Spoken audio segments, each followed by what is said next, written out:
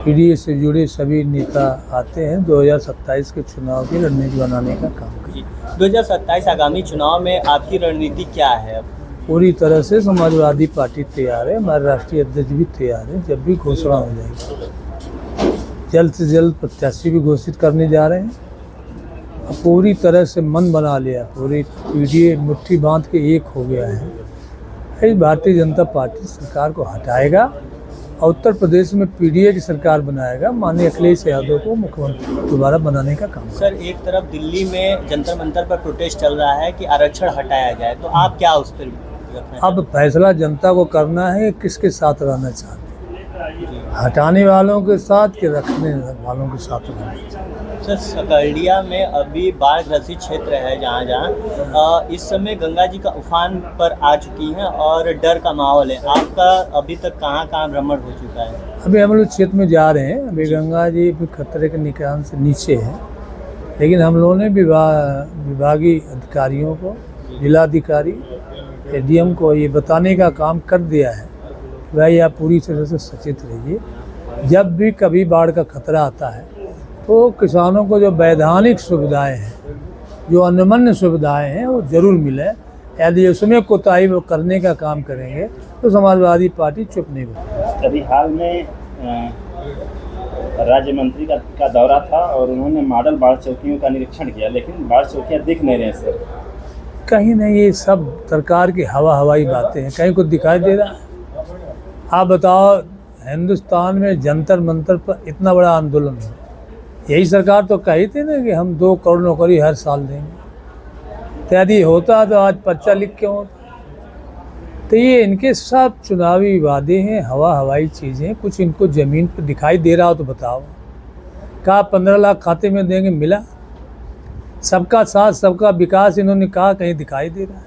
कुछ लोगों का विकास हो रहा है। ये सरकार शुद्ध रूप से ये उद्योगपतियों की सरकार है, न किसान के लिए, न गरीब के लिए, न तो नौजवान, न छात्र छात्राओं के लिए, न तो देश के विकास के लिए काम हो रहा है। अब बताओ, प्रधानमंत्री जी जा रहे हैं एक्सप्रेसवे, गंगा एक्सप्रेसवे बैठ जा रहा है उद्घाटन कर। मुख्यमंत्री जी जा रहे हैं लखनऊ से कानपुर एक्सप्रेस से बैठ गया। उसको बनाने का काम भी कौन कर रहे हैं? भारतीय जनता पार्टी से जुड़े लोग हैं, तो पूरी तरह से लूट मचाने का काम किए हैं, भ्रष्टाचार की भेंट चढ़ा रहे हैं। कोई काम आप देख नहीं सकते कि होने का काम हो रहा है। केवल हवाई बातें हो रही, जनता को गुमराह कर रहे हैं। जनता अच्छी तरह समझ ली है, अब इनके बहकावे में आने वाले नहीं है। 2027 में इनको बढ़िया तरीके से जवाब देने का काम करेगी, इनको सत्ता से हटाएगी। जब भगवान राम का राम धन नहीं बचा पा रहे तो आप बताओ क्या बचाने का काम करें? पूरी तरह से जनता इनको हटाना चाहती है, पीडीए की सरकार बनाना चाहती है। सर, चाहनिया में पीएससी सेंटर जो 100 बेड की अस्पताल बनने को तैयार था, लेकिन वो काम रुका हुआ है। 100 बेड का अस्पताल नहीं है, 50 बेड का अस्पताल जी था। वो एसआईटी जांच में फंसा था, उसको हमने याचिका समिति में उठाया था जी।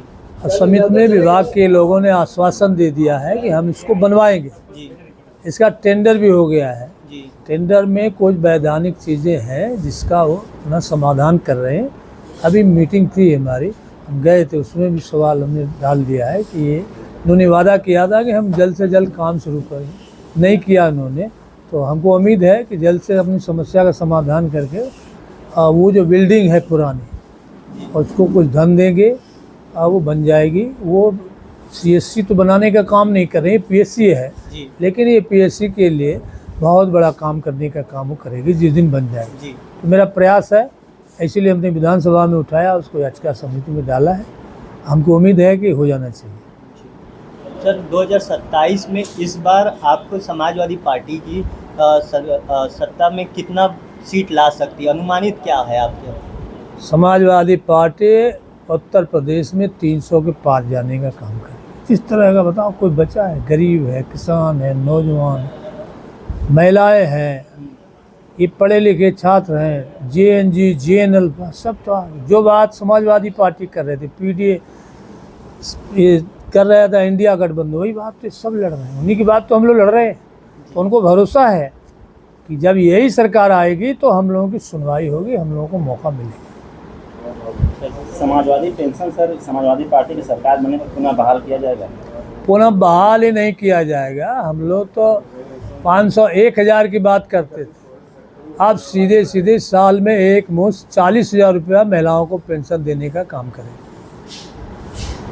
नौजवानों की भर्ती अग्निवीर नहीं होगी, परमानेंट नौकरी देने का।